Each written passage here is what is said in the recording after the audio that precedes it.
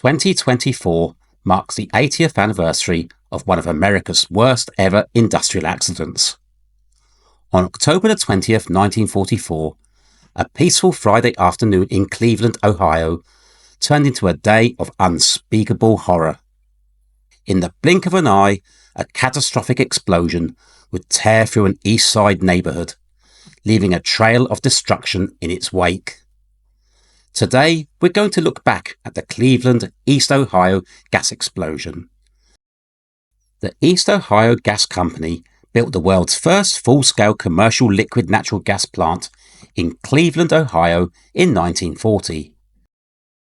The Cleveland plant was located off East 55th Street, at the location where Gardena Park is located today. The vicinity of the plant was mixed use, with both factories and residential areas located nearby.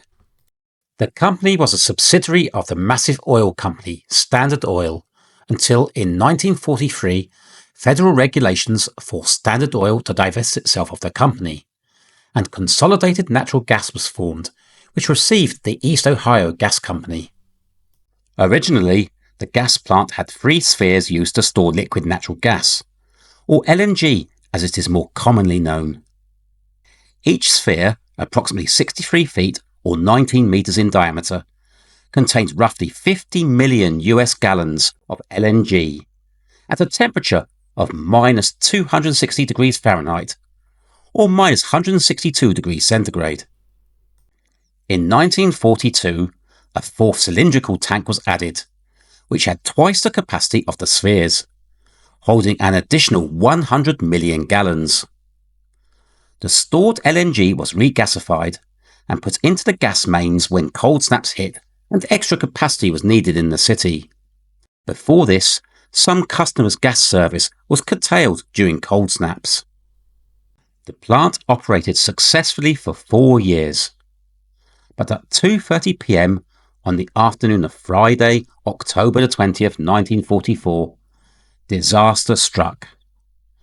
The cylindrical above-ground storage tank, tank number 4, began to emit a vapour that poured from a seam on the side of the tank.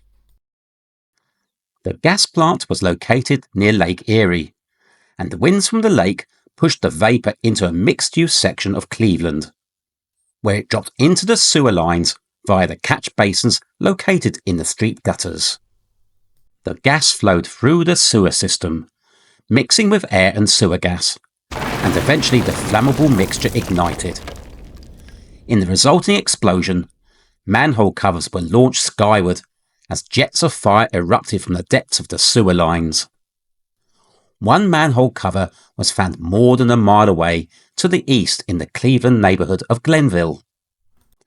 At first, it was thought that the disaster was contained, and residents started to return home, thinking that the matter was being taken care of by the fire department. But at 3 p.m, a second above-ground tank exploded, one of the spherical tanks next to the failed Tank 4. This second explosion was devastating. An area of approximately 29 acres was completely gutted, consuming everything in its path, including factory buildings, homes, automobiles, public utilities equipment, and even destroying fire hydrants, railroad cars and steel rails. The explosion was estimated to be equal to a 2.4 kiloton TNT explosion, or 1/6 of the Hiroshima atomic bomb. An area of approximately 1/2 mile radius, or 160 acres, was directly impacted by propagation of the heat. There were reports from people who were at least 1/2 mile distant from the seat of the fire who felt the heat so intensely they had to move further away. Many residents were trapped after they had returned to what they thought was the safety of their own homes. Survivors described how within a split second after the explosion, their homes and clothes burst into flames. Emergency services responded immediately to the incident. 160 firefighters, 130 policemen, and the Ohio National Guard were all mobilized. The rescuers were also supported by hundreds of other members of the public, including the Civilian Defence Force and Salvation Army. The fires and other secondary explosions continued for 2 days. One of these explosions blew up the pavement under a fire department pumper situated on the corner of St Clair Avenue and East 62nd Street, putting it and the fire hydrant to which it was connected out of service. And all the time, the fire crews were acutely aware of the risk that the remaining 2 intact spheres could explode at any moment. But eventually, the fires were brought under control, and the gruesome task of recovering and identifying victims commenced. This was a horrific task, because many bodies had been charred beyond all recognition by the intense heat. The county coroner, Samuel Gerber, estimated that the initial death toll stood at around 200 people, and he stated that the magnitude and intensity of the temperatures in the fires had the power to vaporize human flesh and bone, making an exact count impossible until weeks after the disaster. Ultimately, though, the final death toll was lower than the coroner's initial estimates. It was eventually determined that 131 poor souls had lost their lives. The toll could have been significantly higher had the event occurred after local schools had let out and working parents returned to their homes for the evening. A further 225 persons were injured. Over 700 people were left homeless, and 79 homes, 2 factories, numerous cars and miles of underground infrastructure were destroyed. Many families living in the area not only lost their homes, but stocks, bonds and cash kept in their houses.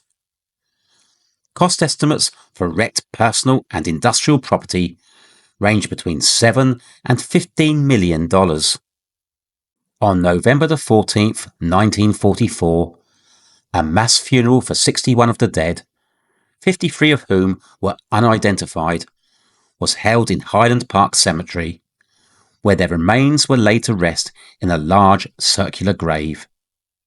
A memorial marks the location of their burial. The accident led to major advancements in the scientific and engineering knowledge of how LNG storage tanks should be constructed. Experts criticised the untested shape of the failed cylindrical tank, its materials and construction. It was suggested that the low temperature of the gas stored in the vessels made the metal brittle, and that vibrations from sources such as passing railway engines on the nearby railway tracks led to fatigue cracks in the tank. The siting of such plants was also improved following the accident, and these days LNG storage facilities are located well away from residential areas. It also led to a rethink about the storage of low-pressure gas in large gas holders, which was a common sight in many cities across the world. Below-ground storage of gas in pipelines is now preferred. The East Ohio Gas Company continued trading after the accident, and was purchased by Dominion Energy in 2000. In 2024, the Canadian company Enbridge Gas purchased the East Ohio Gas Company to become Enbridge Gas Ohio. There is still a company office on the site of the original gasworks, as well as Gardena Park. A memorial plaque in the park commemorating the disaster is all that is left to remind people of this tragic accident. But the Cleveland East Ohio gas explosion remains a stark reminder of the dangers that can arise when safety is compromised. And that concludes the sad story of the Cleveland gas explosion of 1944. If you have found this video interesting, please like and subscribe to my channel for similar content, and feel free to leave a comment on what you think about this accident. Stay safe and thank you for watching.